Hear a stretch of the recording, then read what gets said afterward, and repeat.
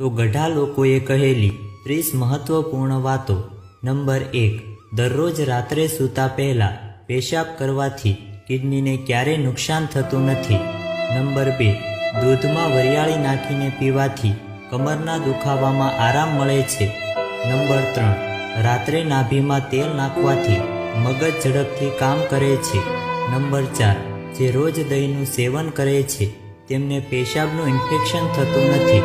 Number 5, કાપેલી ડુંગળી બીજા દિવસે ન ખાવી જોઈએ, તેનાથી પેટના રોગ થઈ શકે છે.